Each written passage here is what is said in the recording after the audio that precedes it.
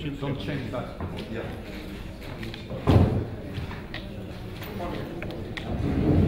Yes, yes. Go ahead.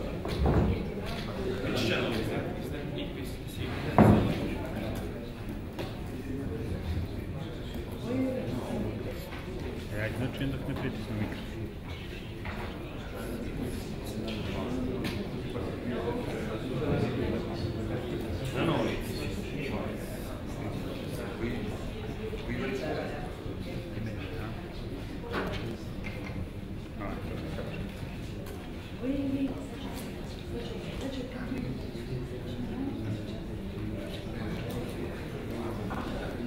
So good morning, ladies and gentlemen. Thank you very much for coming here this morning. This is a press conference with the newly elected chair of the IPCC, Dr. Hussein Lee, of the Republic of Korea.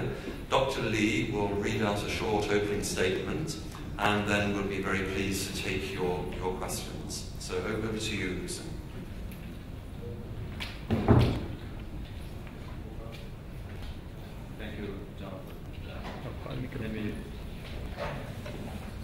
Thank you, John. Let me also welcome everyone who is joining today's press conference. This has been a hard-fought race. And the first thing I want to do is praise the colleagues who also performed. They are scientists for whom I have the highest regard. And I thank them for the way they participated in this election. I also want to thank our Korean government for nominating me for this important task. And I also thank the member governments of IPCC for electing myself to serve as a new chair. And I will rely upon their full support for the next cycle of IPCC. Communication is a very critical component of IPCC's work, and it is something that I'm committed to further improving. It is also why I'm so grateful to be able to speak with you today. Your coverage of the IPCC work is essential to helping the world understand not only the dangers of climate change, but the opportunities we have for preventing it and adapting to it. I look forward to getting to know many of you during my term as the IPCC chair. I promise to do my best to be candid and helpful. I'm deeply grateful and honored to have been elected to chair the IPCC. IPCC is now 27 years old and has accomplished much over this period. It has helped increase knowledge about climate science, but there's still much more to be understood. We know with 95% confidence that human activity is causing climate change. We know that to avoid severe, pervasive, and irreversible consequences that will come, we'll need to act now. We know that the time is not on our side.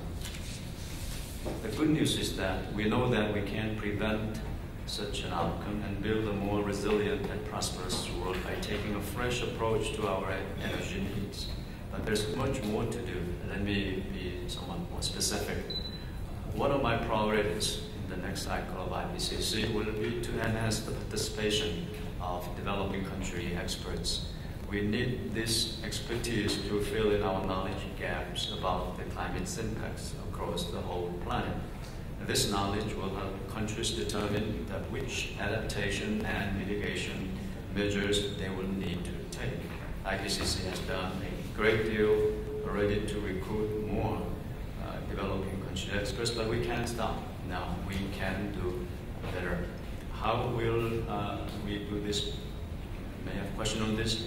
We can identify and network with local centers of excellence in areas of climate science, adaptation, and mitigation. We can do the same with issues related to economic development, poverty reduction. The IPCC can also engage the business and finance sectors. Governments cannot solve the problem of climate change alone. We need the best and brightest from the private sector to become increasingly involved to interpret our findings and act upon them. One of the important innovations of the recently completed fifth assessment report was to define the concept of the carbon budget, as you are well aware now. This is an idea that helps policymakers and business leaders understand the implications of our current way of life and the limitations that it imposes if we are to avoid dangerous climate change. As an economist dealing with the energy and climate issues, I'm particularly interested in climate change as it relates to job creation, health, innovation and technology development, energy access, and poverty alleviation. With the fifth assessment report, IPCC took a major step in this direction. As new chair of IPCC, I intend to increase attention on these issues. The hard science of climate change will remain the core foundation of the IPCC work. As much as we already know, there is always room to know more, to better understand how this complex and complicated thing we call the climate system works and sustains us. In short, I want to support what has worked, keep what is needed, and change what needs improvement across the IPCC. I want to ensure that the IPCC remains a dynamic institution that provides relevant information not only to policymakers, but also to businesses, civil society organizations, and to everyday citizens. With that, I welcome your questions. Thank you very much. Thank you very much, Hussein. So now we'll take questions, both from media present in the room and also media following this press conference via the webcast. And you can, if you're following this through the webcast, please email your questions to ipcc-media@wmo.int. I think you can see that on the screen behind us. ipcc-media@wmo.int, giving us your question and also specifying the media you represent. So are there any questions from journalists in the room?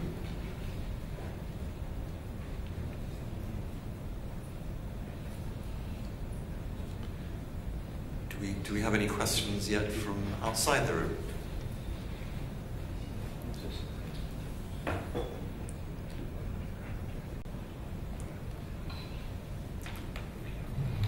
We'll wait a few minutes, but maybe I can start with a question. What would be the first thing you would hope to do as chairman of the IPCC? I think, that, as I mentioned very briefly in my opening statement, that the first thing IPCC need to do is to increase the participation of experts from developed countries.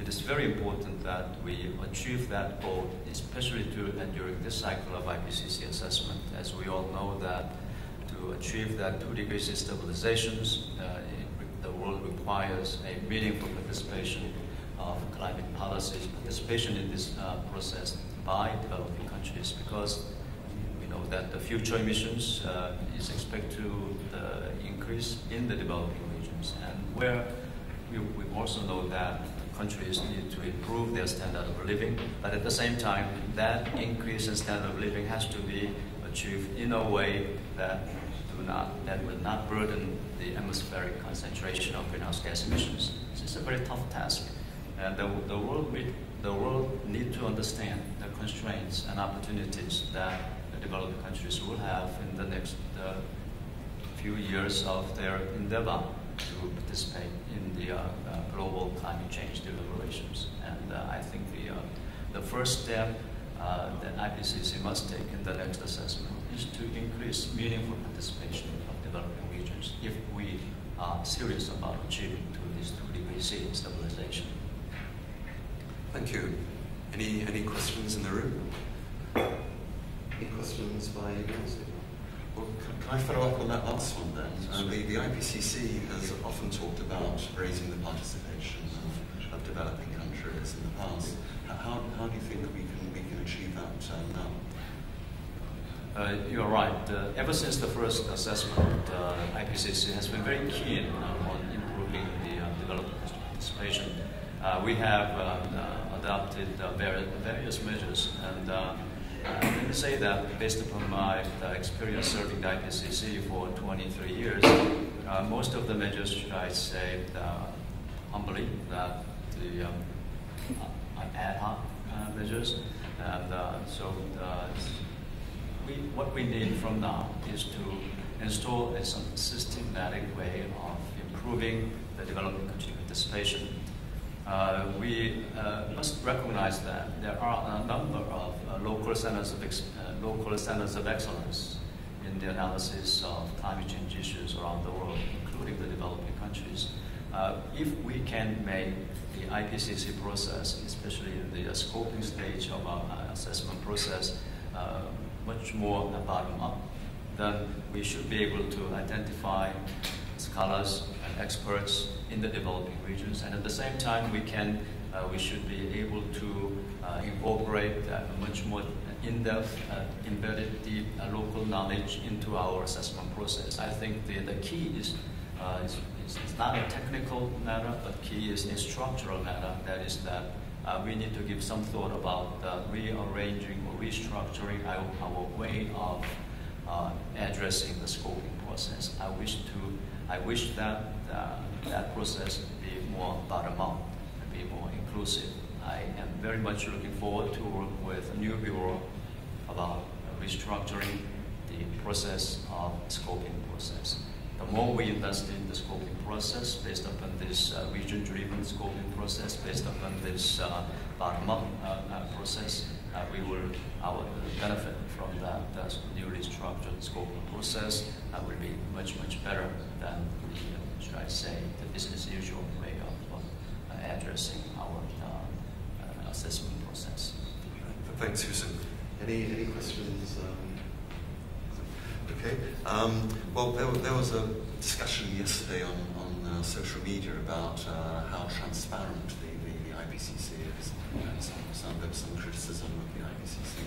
Would you like to comment on that? I'm aware of that, and I believe that the bureau members and many scientists in the IPCC are also very much aware of that. And we will continue to improve the transparency of our process, and also the objectivity of our process and objectivity of our outputs. And it is a work in progress, and we will never be negligent about improving our transparency. Thank you. So we have a question via email. That's from Megan Darby of Climate Home. And Megan is asking, you say carbon pricing should be a priority. How do you respond to criticism that this politicizes the IPCC? I do not think that the carbon pricing is a matter of political discussion, because carbon pricing is straight from the economics textbook, straight from the science of economic analysis dealing with what is known as so-called externality problems. And it is not a political decision. However, the willingness on the part of the political system to absorb carbon price is a very, very important element in initiating and also in maintaining carbon price. In that sense, it may be interpreted as a political matter. AR5 clearly indicated that, along with many other related economic literature, economic science literature, that the carbon price is the kingpin in driving us to the world of 2 degrees C stabilization. So it is based upon a very solid, robust economic analysis. Thanks. Anything else? There's one just coming, but in the meantime, I also saw some comment on social media about the lack of women in yesterday's vote, all candidates to chair men. Would you like to comment on that? Fortunately, this time, as you know, we have a very good number of female candidates for the positions of bureau, including vice chair, co-chairs, and the working group vice chairs. And we are very hopeful that the next bureau will show a great deal of advancement in terms of this gender balance. It is very important for us to achieve and improve gender balance in our IPCC leadership position. Yeah, thank you. Well, we have a question from Miriam Stumpfer of Bavarian Radio and Television, Bayerischer Rundfunk, and there are two questions from Miriam. So firstly, 2015 is a crucial year in international climate negotiations. What's your message to politicians who will meet in Paris? We are running out of time, and IPCC AR5 clearly indicates that we must achieve a global peaking within the next few years, or at the latest 2030. And in order for us to achieve 2 degrees C stabilization with a most cost-effective way, and it is a message based upon 6 years of in-depth scientific analysis, analyzing 1,200 scenarios, and we are very firm on this scientific evidence, so that policymakers, we hope that will be keen on accepting this policy, accepting this scientific message, and on acting on this message. Thank you, Hussein, and effectively a follow-up question to that from Miriam. Do you think that the messages of the IPCC have an effect on policies? I think it is work in progress, and we see that it may not be one has to be very reasonable in comparing the inputs and output. I believe in the gradual improvement is much better than a somewhat, I call a structural changes in the process of implementation. I'm optimistic that scientific messages is being conveyed to policymakers in a very, very efficient and effective way. Thank you. So we have another question now from Megan Darby of Climate Home. Can you expand on the plans in your manifesto to get more inputs from the business and finance sectors? How do you think that would help with IPCC reports? I think this is also the part of my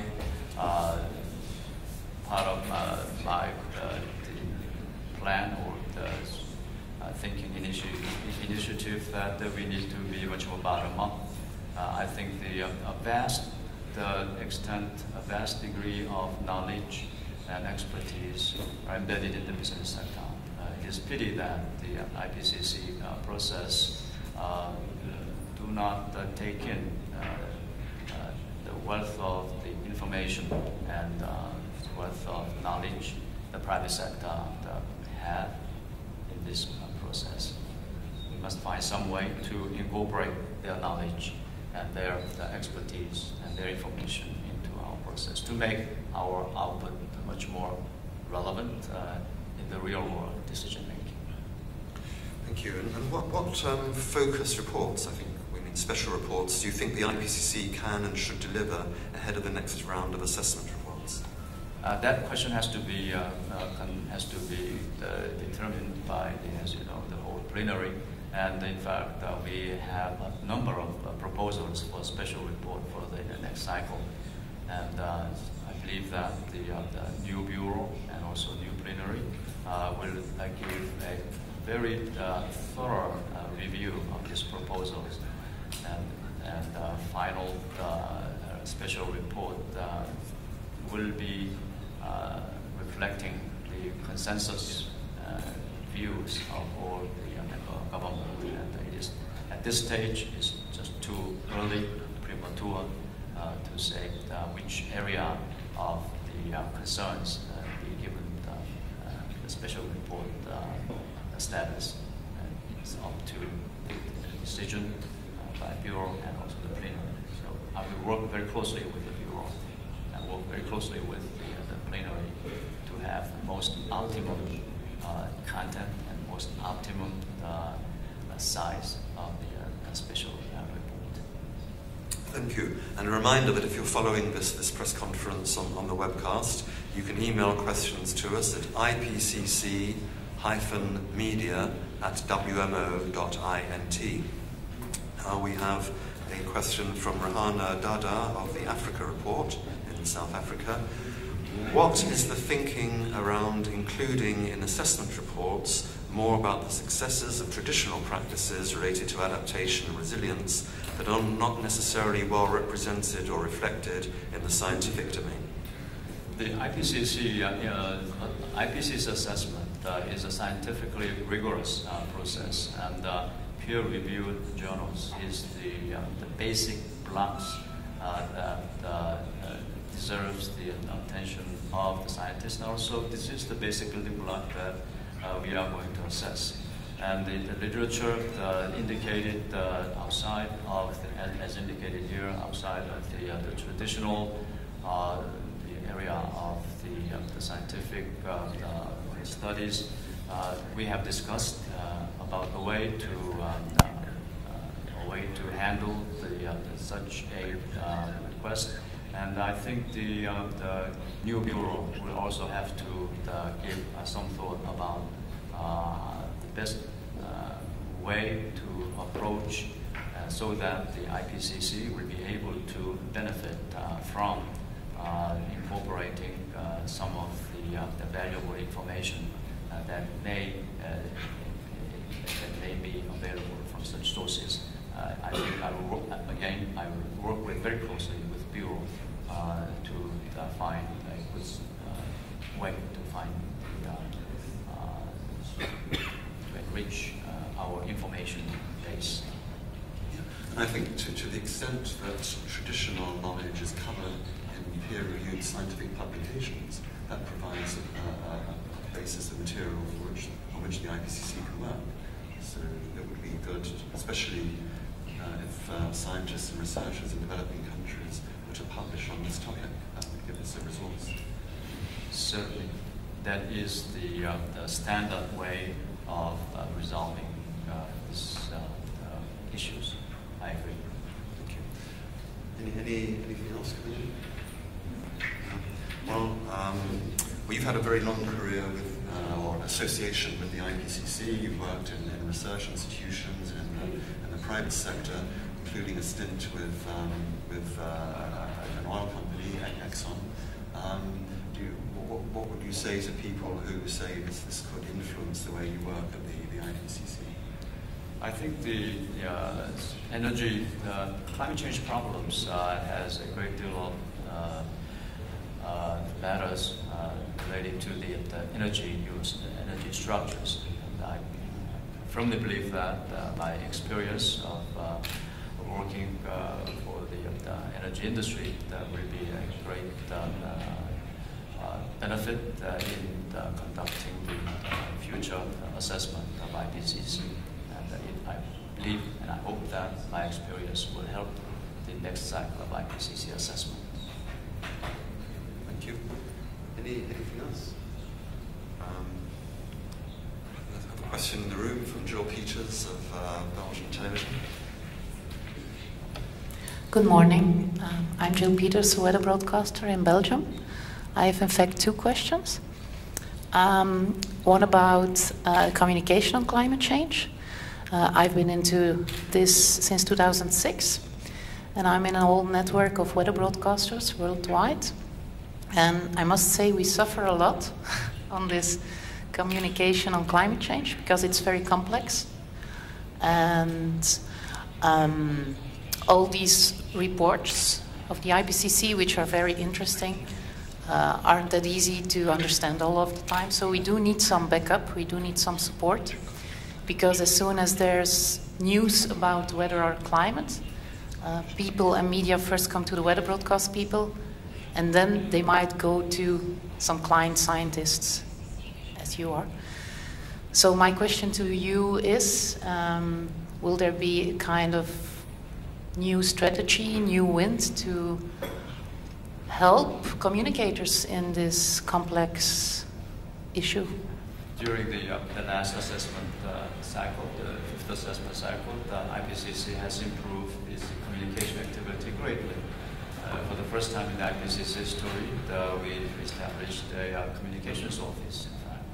And using the communication office, IPCC has been very active in outreach activities right from the release of the special report. And almost as you know, the 3 assessment report and the synthesis report received a great deal of attention around the world through this venue of outreach activities. We will continue to increase and we'll continue to intensify these outreach activities so that the IPCC output, IPCC messages will get communicated to the wide audiences around the world. And just no way that IPCC can convey this important message to the audience around the world other than this more intensified outreach activities. We will continue and improve our outreach activities. Okay, so then I hope you might visit one of those meetings with weather broadcast people.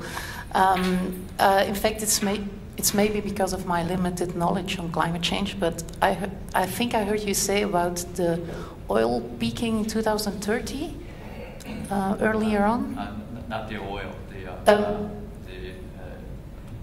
emissions. The emissions, but global emissions. If we have this peak moment in 2030, I thought that would be too late with this limited carbon budget. We have to stay below the 2 degrees.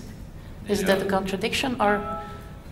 Okay, I'm talking about the chapter 6 of the working group 3 reports, and it says that at the latest, we should our global emissions should not be above 50 gigaton per year, and at the latest 2030, and to achieve the 2 degrees stabilization. And so we need to have at least a minus 3% emissions. In other words, 3% reductions emissions every year for the rest of the century, so that by the end of 2100, the net emissions will be 0. That's what the emissions pathway for 2 degrees stabilization implies. It's a tough task that the world will have to resolve. Thank you. And I think we have our last question now from Urmi Goswami of the Economic Times in Delhi. There's an effort as part of the Paris Agreement to have a mechanism to ratchet up ambition and for countries to voluntarily draw up long-term plans by 2050 for decarbonisation. How does the IPCC see its role in raising country ambition and drawing up long-term pathways for decarbonisation? I believe the evaluating the appropriateness of the aggregate of INDC is not really the part of IPCC's mandate. But again, because so much attention is given to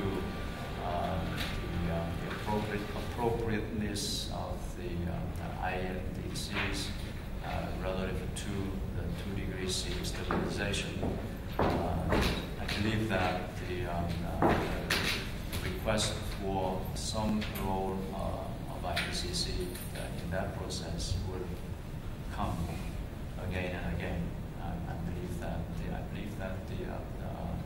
again, this is a matter that the future bureau will have a time to discuss. Okay, well, that wasn't the last question, but this one is, and it's again from Rahana Dada of the Africa Report. And she asks, so what's the deadline for AR6, the 6th assessment report, and can we expect any surprises? We do not yet discuss, we haven't yet discussed anything about the AR6 at this point. It is the new bureau, and it is the plenary's decision to have a very specific design and very specific timeline about the next cycle. So the question is quite early to answer this one. Okay, thank you very much, Hussein. Thank you very much, everybody, for coming today and for tuning in via the webcast. And I'm sure you'll be talking to Hussein a lot in the coming months and years. Thank you very much. Thank you.